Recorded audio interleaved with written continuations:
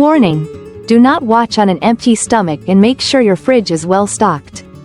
In the dazzling heart of Paris, where every street is perfumed with butter and cream, and every resident can identify 30 cheeses by scent alone, a prestigious cooking contest was nearing its finale.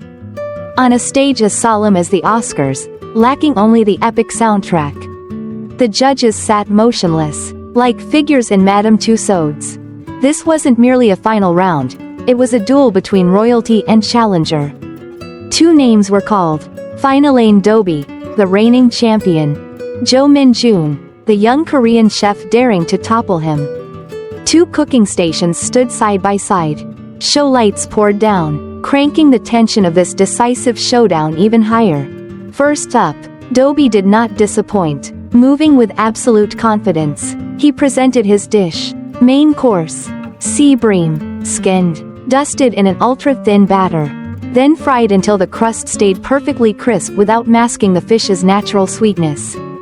Sauce: onion, cilantro, vinegar, sugar, pickled red pepper flakes, and white wine, an elegant balance of bright acidity, gentle sweetness, and a soft, lingering heat that lifted the fish instead of burying it.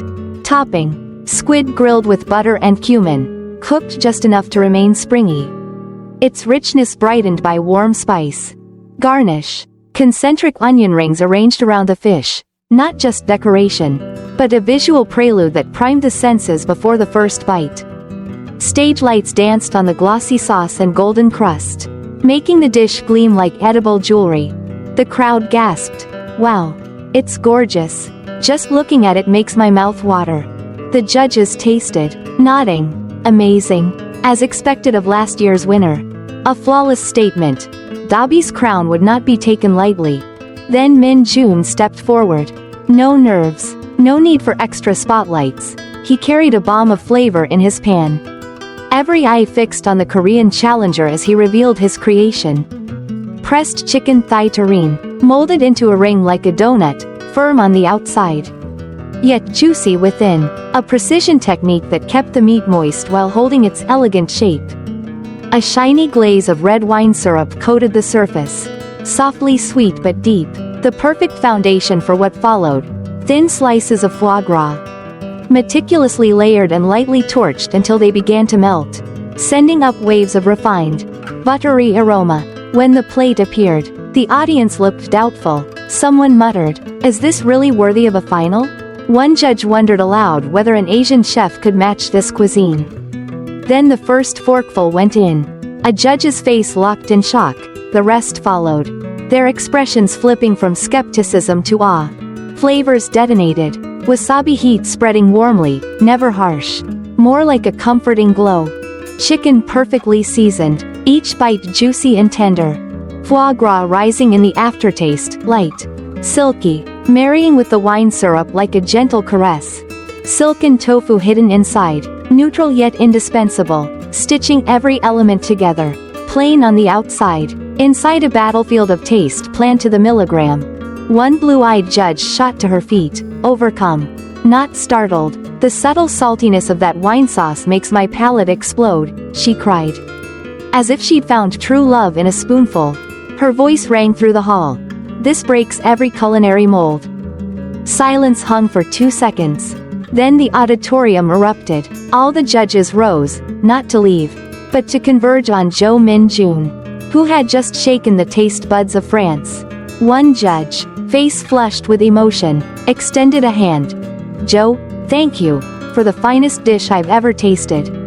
Min-Joon bowed deeply, tears trembling in his eyes. "Thank you." No scorecards were needed. The host stepped forward, voice as solemn as if bestowing a Legion of Honor.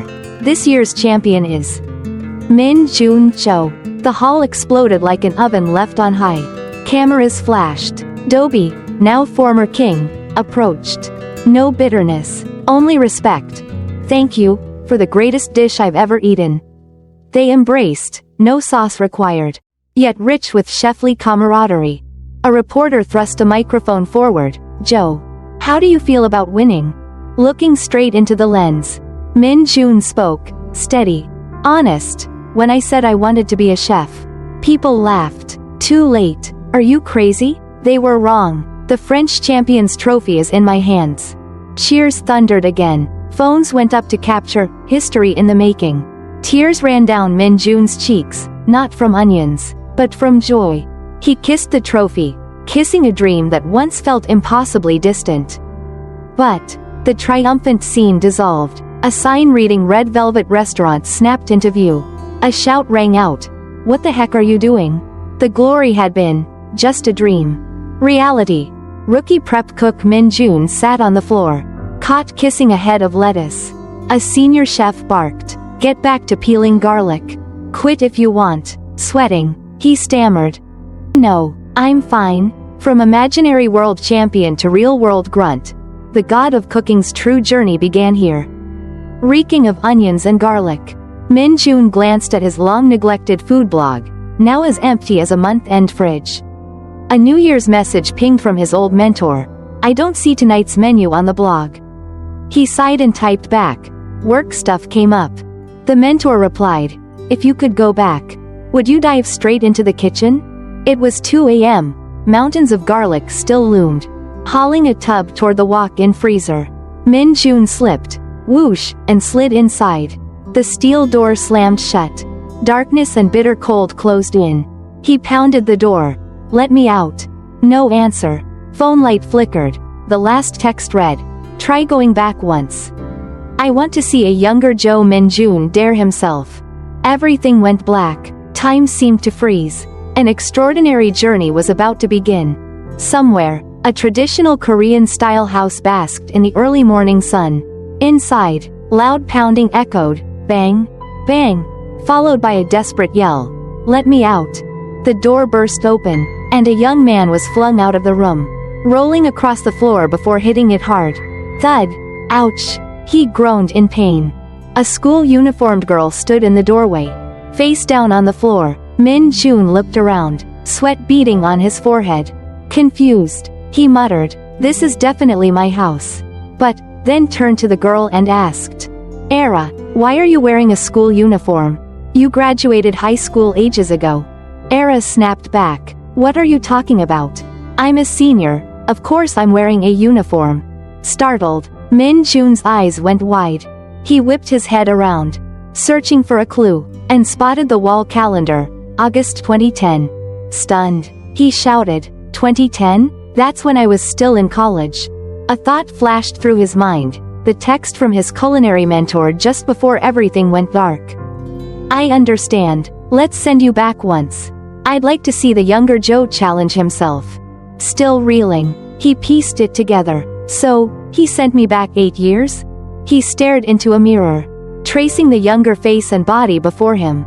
"I get it now, why he brought me here. He's trying to make my dream of becoming a chef come true." A little later, Min-Joon stepped into the kitchen. Early sunlight slanted through the window, glinting off the groceries his mother had bought at dawn. He looked around, then nodded, time to see if his cooking skills had survived. He picked up an egg and examined it carefully. Suddenly, a virtual panel popped up. Egg. Freshness. 85%. Place of origin. Namyangju-si. South Korea. Quality. Medium. What the heck? He gasped. Every ingredient he touched displayed game-like stats. Lemons from California. Sugar from Brazil, their freshness and grade crystal clear. It's like a game system. How handy, he marveled. Not wasting the chance, he began preparing a lemon soufflé. He diced bell pepper, sliced green onion, and whipped egg whites into meringue. Each step triggered a pop-up. Lemon soufflé freshness 98%. Cooking skill 6/10. Meringue, freshness 85%. Skill 5/10. When the dish was done, his family exclaimed, "Looks just like restaurant food. So fluffy, delicious." His mother eyed him. "Have you been sneaking off to cooking classes?" Another flurry of notices appeared. "Your family is impressed by the lemon soufflé. Cooking and baking skills have increased." He checked his status. Cooking, level 5. Baking, level 4. Gourmet, level 6. Plating, level 4. Leveling up like a game? He laughed. The next notice slid in. Phase 1 training complete. Before he could react, another flashed. End quest. Challenge Grand Chef right now. Grand Chef? He muttered. He glanced at the calendar, 2010. But the Korean edition doesn't start until 2012, so. A spark of insight. Grand Chef US. And so, our protagonist grabbed his suitcase and headed straight to New York. Guess he's no slouch, flying abroad on a whim. No visa, no passport, just determination, and apparently plenty of cash. With a mansion that size.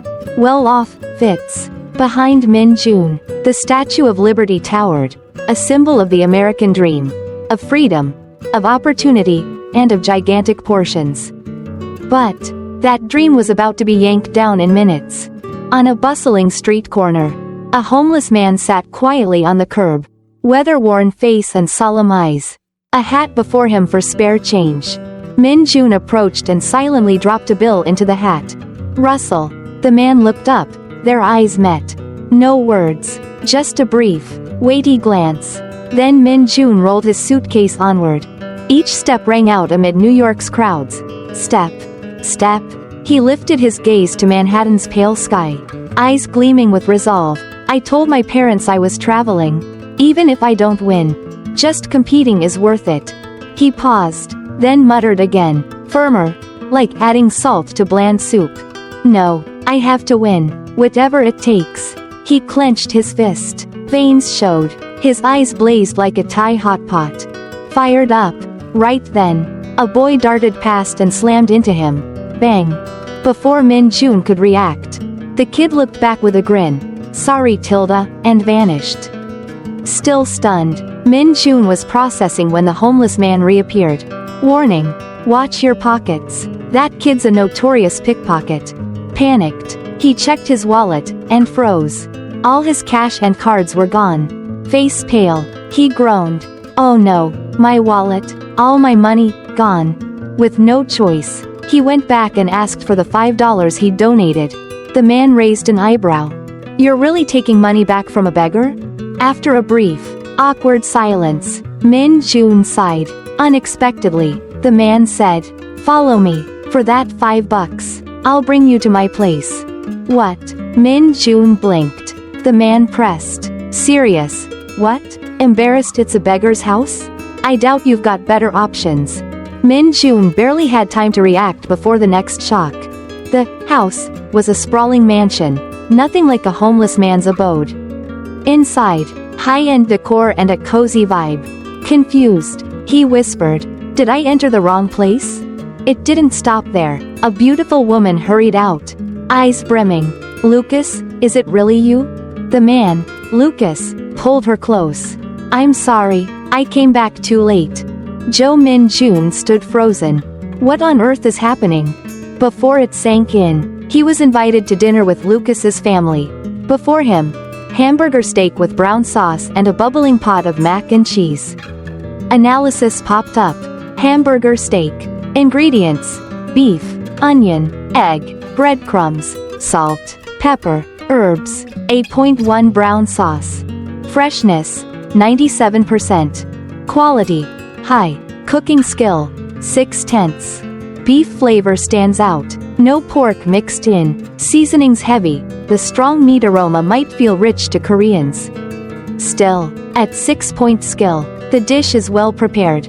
Mac and cheese. Freshness, 89%. Quality, medium. Cooking skill, 6/10.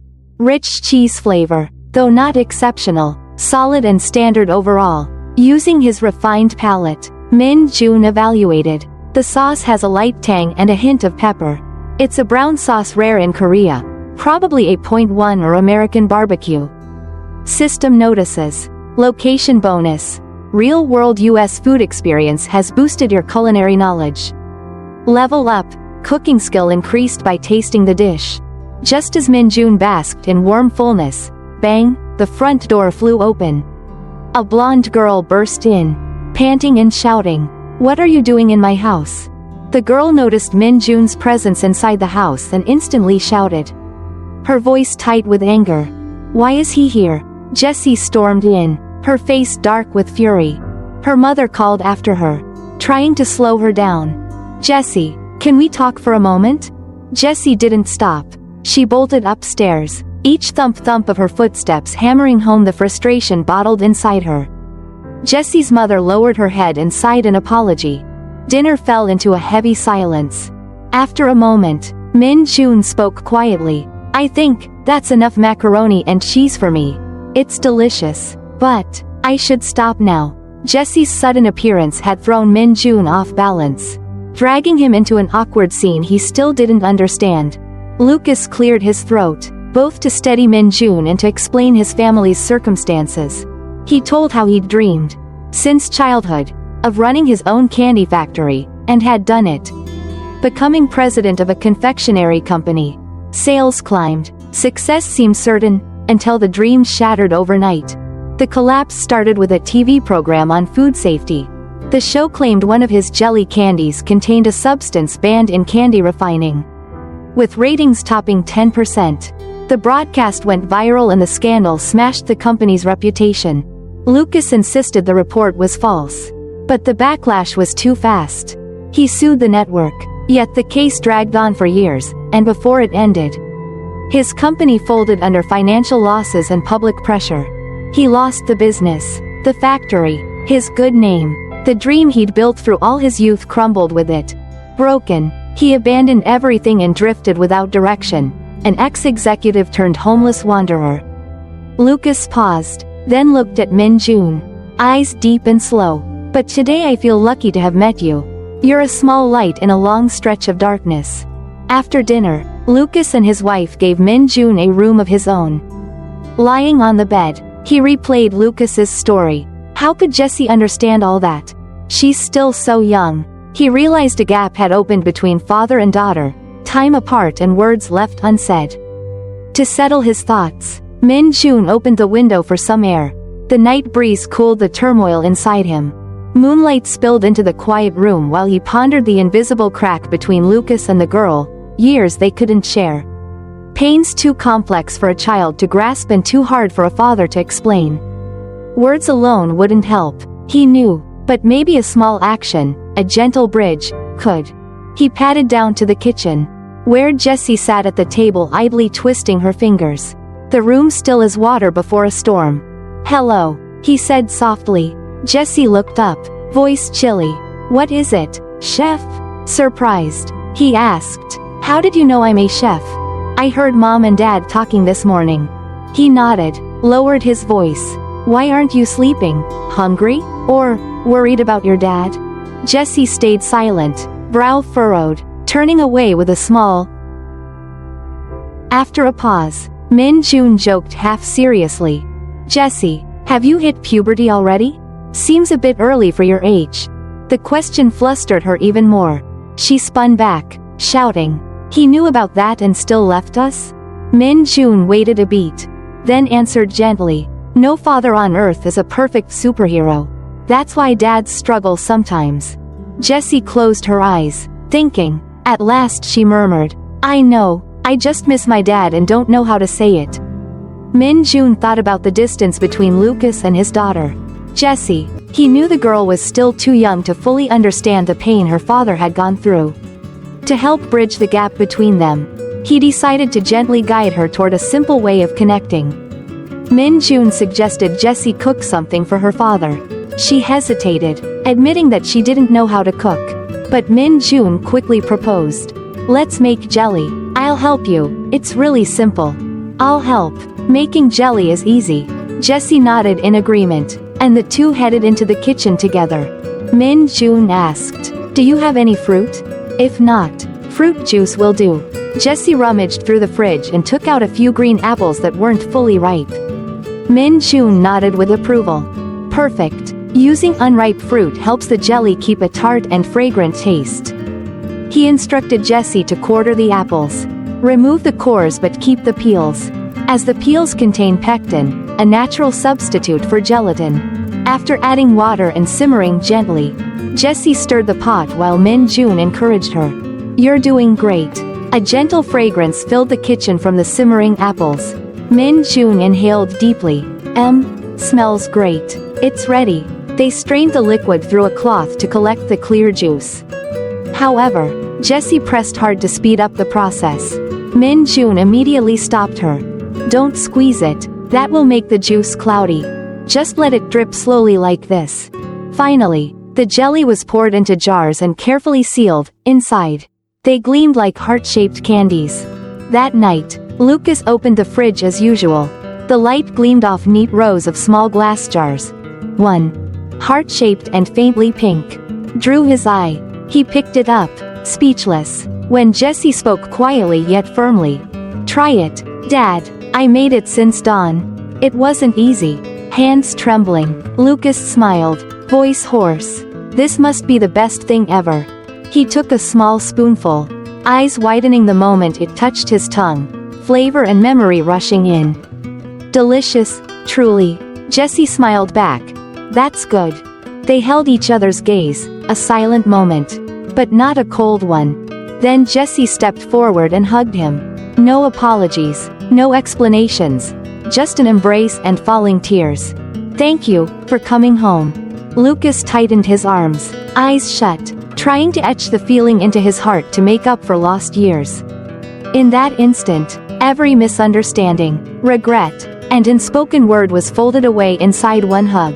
And a heart-shaped jar of jelly. From a distance, Min-Joon thought, "Of all the dishes I've ever seen, this might be the very best." The next day Min-Joon headed to the Grand Chef US registration site. Under New York's clear sky, sunlight glittered off endless billboards. A large sign at the intersection caught every passerby's eye. Grand Chef, preliminary interview. Inside the vast waiting room, cool air conditioning clashed with his racing pulse. He sat among tense applicants, each filing in and out with changing expressions.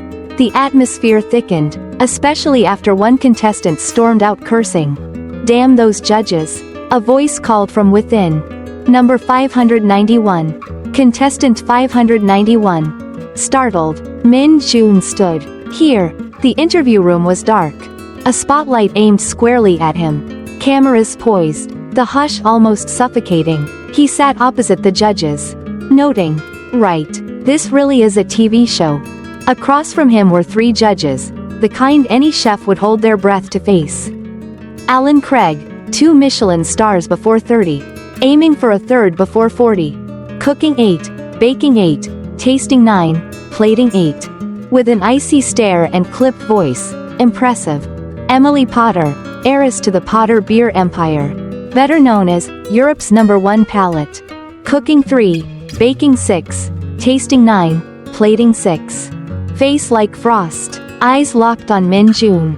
Joseph Vincent, owner of luxury restaurants worldwide, all listed in the Michelin Guide. Cooking 9, baking 7, tasting 8, plating 8. Awe flickered across Min-Joon's face. "I never thought I'd meet them in person." Joseph began, stern voice resonating. "Why come to a foreign country to compete?" Min-Joon answered without hesitation. His childhood dream of becoming a chef burned bright. And Grand Chef was the best stage to prove himself. The basic knowledge test followed. Emily asked the difference between slicing onions horizontally and vertically. "Onions are layered," he replied. "Cutting with the grain keeps the structure. Across the grain breaks it and releases more bite." "Correct." Next, when dicing bell peppers, "Skin side up or down?" "Skin side down," he said. "Why?" "The knife slips on the skin. Facing it down keeps the cut precise." "Correct again." She pressed on. "What changes when cutting bell peppers crosswise versus lengthwise?" "Lengthwise loses more nutrients and aroma, crosswise keeps them. Though the texture's firmer." Another right answer. After the gauntlet of questions, he heard, "You've passed the interview. Prepare your signature dish. You have 30 minutes." Stepping into the ingredient storeroom, Min-Joon felt as if he'd been whisked away to a culinary paradise. The kind of place any true foodie would gladly get lost in forever. Towering shelves overflowed with vegetable gems, plump carrots that looked like they'd just finished a gym session. Bell peppers shining as though fresh from a spa. Seductive shallots in fragile skins. And garlic bulbs so fragrant they seemed to whisper, "Pick me, I'll make your dish explode with flavor." The taut atmosphere of the Grand Chef competition instantly dissolved. replaced by an overwhelming awe. As if Min-Joon had wandered into an ultra-luxury market where every onion and tomato was displayed like fine art, waiting to be transformed into edible masterpieces that would make onlookers swallow hard. Wearing a face that was serious yet barely containing the glee of a kid in a candy store, Min-Joon gingerly lifted a glossy, emerald green bell pepper. Beep! An imaginary HUD flashed in his mind like a top-tier AI assistant. Green pepper, freshness, 93% origin, Mexico, quality, high. Oh baby, you're coming with me, he muttered, eyes sparkling as if he'd struck gold. That built-in, ingredient barcode scanner, was his secret weapon, letting him stride into any kitchen battle like a superhero whose power was epic flavor. Back in the main kitchen, the room was so quiet that Min-Joon could hear his own heartbeat pounding. Part nerves, part hunger, probably both. Click, the gas stove ignited, blue flames bursting to life, reflecting the resolve in his eyes, a warrior going to war. All right, time to rock, he told himself, diving into the fight to cook dishes that would make the whole world gasp.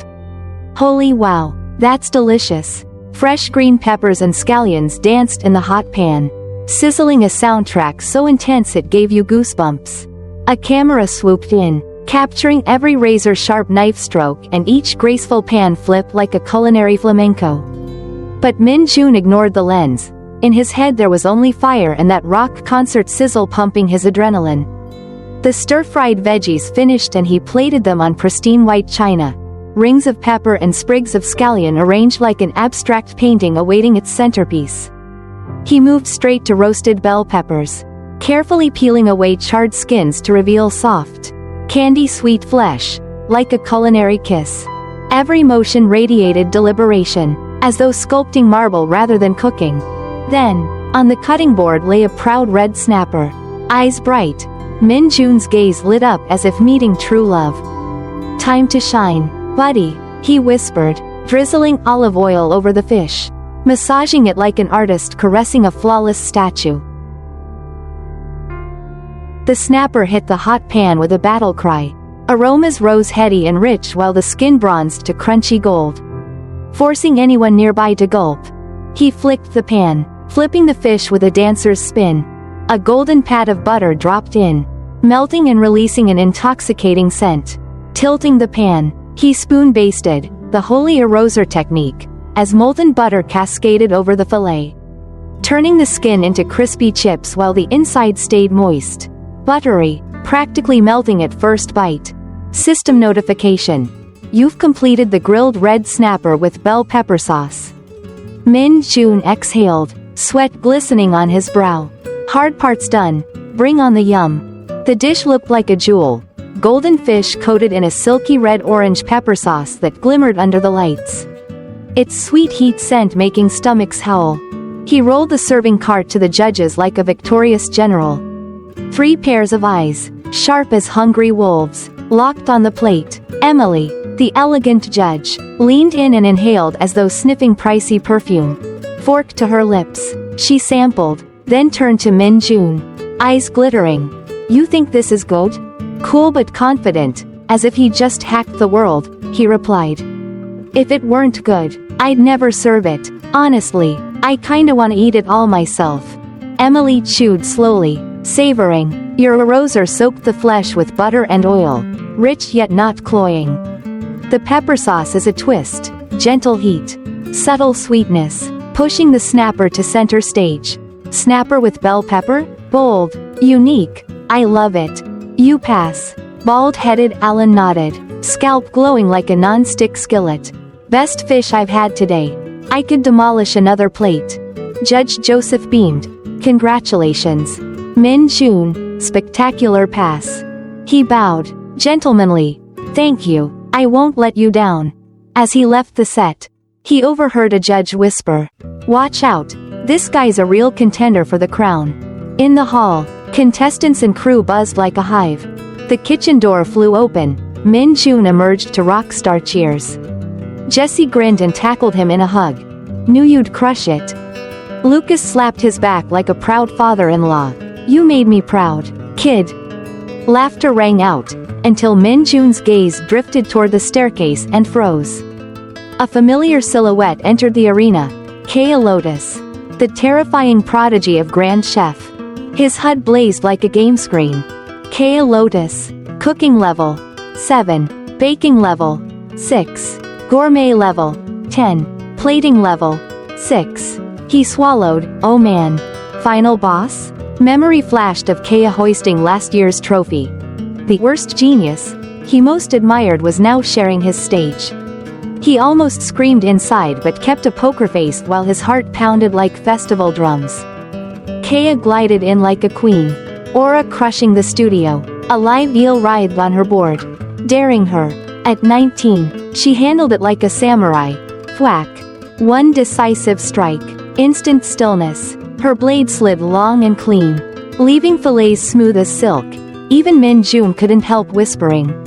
That's peak skill. She salted, splashed white wine, laid it on the grill. The gas flame roared, but she bent it to her will. Skin crisped, flesh stayed tender and aromatic. She brushed on a glossy brown glaze, ginger, garlic, soy, scallion, mustard leaf, basil, deep, seductive, a flavor bomb. A second eel was sliced into perfect rounds, each a tiny artwork. On a gleaming counter, she plated grilled eel atop a vibrant mimosa salad, glistening gold slices over emerald greens dotted with crushed egg yolk. Done, she murmured, ice cold as the knife that cut the eel. Min-Joon, chin in hand, all but drooled through every move. The HUD popped. Mimosa salad with grilled eel. Freshness. 85% quality. High, cooking skill. 8/10. He nearly shrieked. 8? Is she cheating? He recalled Michelin hunts in New York. Only a few spots scored 9. 8 was already legendary. Kea could open a Michelin restaurant tomorrow. Just then a TV reporter lunged. Mic in Min-Joon's face. Hey. You're staring at Kea. What do you admire about her? He jumped, sweating. Misunderstanding. I'm into her cooking skills. They're unrivaled. The reporter smirked. So she'll beat you. Beat everyone, right? He drew a steady breath. Unless a miracle happens. Yeah, she's the favorite. But I'll fight to the end. No way she wins unchallenged. The reporter left. And, boom, he met Kea's icy green gaze. She strode over, hands on hips, leaning so close he smelled eel sauce on her fingers. Her breath brushed his face. Her voice was low, deliberate, razor sharp. Do you like me? Min-Joon froze, heart hammering like it might leap out.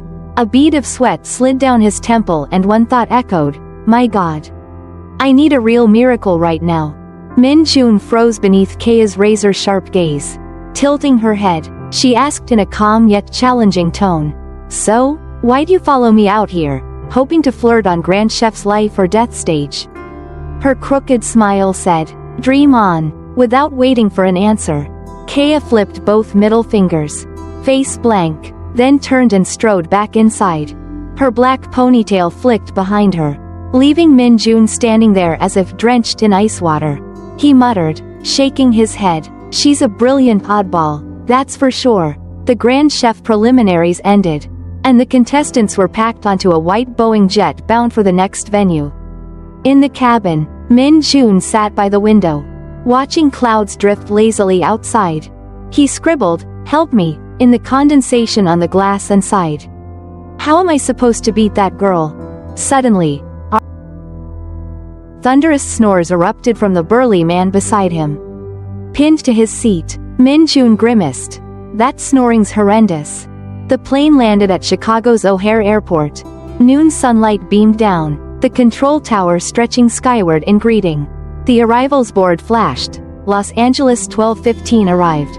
Trying to appear composed while his heart pounded, Min-Joon stepped into the arrivals hall. Amanda Olsen, the hefty woman behind the Snore Symphony, brightened the air with a wide grin. Hi, I'm Amanda. A dark-skinned guy with a backpack scratched his head and mumbled. Marco Denver.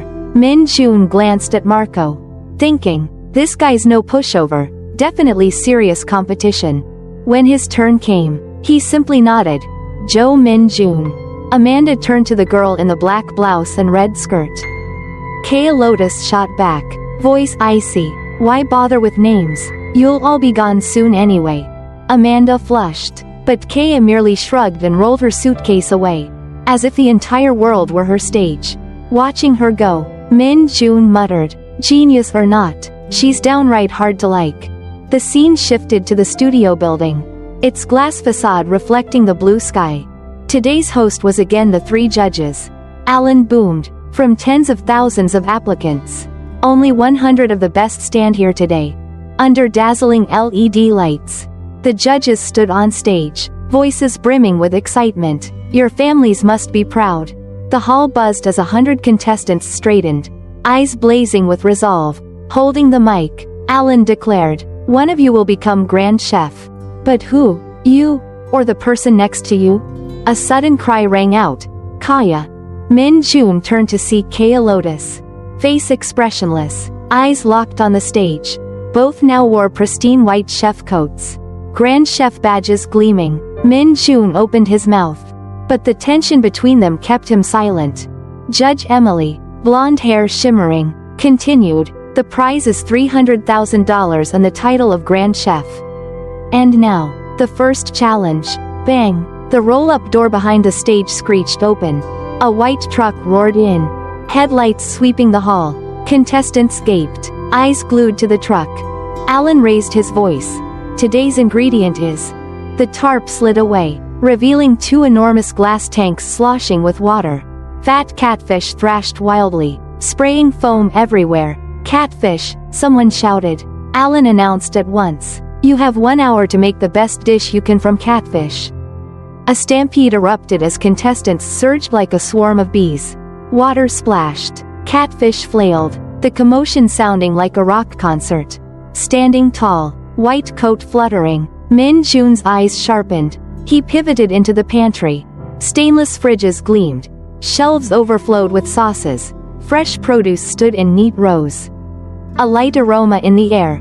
This is paradise, he murmured, hands flying to grab bell peppers, scallions, garlic, and ginger. A chill pricked him, the sight of Kaya at the veggie station. Gaze frosty. What are you staring at? She asked. Voice sharp as a blade. Flustered, Min-Joon said, aren't you catching catfish? Kaya smirked. An hour later, same thing. Let the crowd trample itself first. Min-Joon nodded. Smart. She eyed him wryly. That's why you're here too, right? Just then a white-clad figure swept past. Min-Joon blurted. Anderson Rousseau, the blonde chef by the wine rack, looked ready for a magazine cover. A holographic panel flashed. Anderson Rousseau, cooking 7, baking 7, tasting 8, decoration 7. Min-Joon swallowed. Another powerhouse. Kaya glanced over, smirking. Less gossip, more prime ingredients. The jab made them both sweat. The pantry was chaos, calm as ever. Kaya loaded vegetables while Min-Joon and others darted about, fighting for every scallion and chili. He quickly snagged a still thrashing catfish and slapped it on the board. Estimated cooking score. 7 flashed overhead. Blunt force or salt rub, he muttered. Pinning the fish. With a hard chop, he began prep, slitting the gills, pulling out the guts without puncturing the belly, then trimming the flesh and peeling the thin skin to keep its chew. But disaster struck. The gut burst, and he cursed under his breath. Great. The bitterness'll ruin everything. A loud clatter behind him made his heart leap. At her station, Amanda Olsen stood frozen before a catfish smashed beyond recognition. Eyes brimming, she choked. Sorry, I've never handled catfish before. Judge Allen, face as frigid as a walk-in freezer, strode over. He shot the ruined fish a glance and barked. Enough. Hand over your badge. Amanda shook violently, nearly collapsing. Chef, I've poured everything into this competition. Allen ignored her, turning toward the door and leaving Amanda rooted in place. White as chalk, he halted mid-room, gaze cutting through the contestants. Anyone here not giving their all for Grand Chef? The kitchen fell silent save for distant chopping. Want to prove passion? Show me skill. He jabbed at Amanda's table. What is that? I wouldn't put that filth in my mouth. Alan wasn't done. His voice rumbled. Amanda, are you a chef or janitorial staff? Badge. No. Unless you plan to shove garbage down people's throats. Amanda trembled, fingers brushing the Grand Chef badge, the symbol of her dreams. Now shattered, she bowed her head, tears falling, and slowly unclipped the badge, placing it in Alan's hand. Judge Alan stood in the middle of the studio, eyes cold and sharp, pointing straight at the contestants. He growled, anyone who can't handle catfish, get out, right now. This isn't a cooking school. The tension snapped tight, as if the entire kitchen were being strangled. He barked again. If you can't work with even one ingredient, you don't deserve to be here. Wake up. Amanda lowered her head and shuffled past Min-Joon's station, eyes rimmed red, her body trembling as she clung to the last bit of composure. Min-Joon paused for a beat, watching her with quiet sympathy before turning back to the catfish on his board. When he looked up again, Amanda had broken into tears, streaming down flushed cheeks. Not from pain but from the crushing weight of failure. Suddenly Alan called out, feeling soft. Are you? Min-Joon jolted, stammering, no. His voice quivered, as if caught daydreaming in the middle of battle. The competition flared back to life. Contestants dove for their stations, knives and cutting boards clattered in a frantic rhythm. Cameras swept the set, capturing every tense glance and bead of sweat. Min-Joon began prepping the catfish. Hands careful yet quick, he dropped the head, bones, and scallions into a stock pot. White steam billowed up, carrying an inviting aroma. The stock has to start with the head, bones, and scallions, he murmured, reminding himself there was no room for error. He minced the fish until it formed a smooth paste. The steady tock of the knife matched his heartbeat. Squeezing the mince dry, he set it on a plate with silky tofu and fresh cilantro. Ready to mix, a sprinkle of potato starch. Steady kneading, he felt the dough turn springy beneath his palms. He knew if the mixture wasn't worked enough, the balls would disintegrate in the pot, a fatal mistake on Grand Chef. He pounded it firmly, thud, thud, like a drum urging him onward, building the signature chew so each ball would hold. With practiced circles he rolled perfect spheres, their smooth surfaces dotted with green specks of cilantro, little jade pearls. He lined them in a steamer, vapor rose in a hazy curtain. Blue flames flickering below, steaming done, Min-Joon leaned toward the stove, eyes bright with resolve. Time for the soup, the part that would decide everything. Flames leapt, the pan seared hot. Scallions and sliced garlic hit the surface with a sizzle, releasing a heady fragrance. A touch of oil followed, just enough to sharpen the heat. Sauté finished, he poured in the stock. The liquid roiled, merging with the base, filling the air with a comforting warmth. Min-Joon inhaled deeply. He hovered over the pot, fully focused, leaning closer. He took a gentle sniff. The aroma lit his eyes. Nailed it, he breathed, the delicate sweetness of catfish melding with fresh vegetables into a flawless soup. Yet, staring at the gentle-colored fish ball broth, he still felt something missing. If I played it like this, something's off. His gaze sharpened. Let's try that. Around him, others rushed. One contestant deep-fried a whole fish, oil roaring. Another plated a bright red braised catfish, movements urgent yet eyes icy, as if pouring their soul into the dish. Alan suddenly shouted, "Hands up, time's up." The entire kitchen froze, knives mid-air, ladles half raised. A contestant burst out, "Oh no," hands still peeling eggs, face collapsing at the unfinished dish. The end of round buzzer sounded, silence fell. Some stared proudly at completed plates. Others stood in stunned disbelief. The judges entered, each footstep echoing like a death knell. Cameras closed in on anxious faces. They stopped at a blonde contestant's table. Alan asked, "What did you make?" "Steamed catfish." A whole fish lay drenched in red sauce, dotted with green winged beans, elaborate and eye-catching. Alan took one sniff, frowned, walked it straight to the trash, and tossed it in. Ting! A dry clang that severed hope. "A bad dish belongs in the garbage," he snarled, "and the chef who made it, can follow it to hell. The blonde contestant froze, sweat springing forth, lips trembling wordlessly. The whole studio reeled. Alan turned to Min-Joon. Min-Joon, what did you prepare today? Catfish ball soup. He slid forward a blue-rimmed porcelain bowl. Pillowy white fish balls floated in russet broth, topped with crisp, golden catfish skin. Alan raised an eyebrow. What's on top? Fried catfish skin. I saw it in Southeast Asia. You think it fits this dish? It does. I'm certain. Alan grunted. Let's hope you cook as confidently as you answer. The other two judges tasted. Joseph nodded. Tasty. Emily added. Truly delicious. Alan concluded. That crispy catfish skin, excellent. Min-Joon exhaled, whispering, success. A gentle smile appeared, as if he just scaled a mountain. His catfish ball soup balanced lightness and depth. Tender, springy spheres of minced fish, tofu, and cilantro that melded gently on the tongue. A clear, sweet broth drawn from bones and scallions, laced with a subtle garlic heat, and the crowning fried skin, golden, rich, shatter crisp, turning every spoonful into a small adventure. The mingled aromas of fresh herbs and savory stock made you want to drain the bowl on the spot. The judges moved to Kaya's station. Alan asked, and you cooked? Catfish tongue suyuk, crispy golden pieces glazed in glossy sweet and sour sauce, interspersed with vivid vegetables, beautiful and fragrant.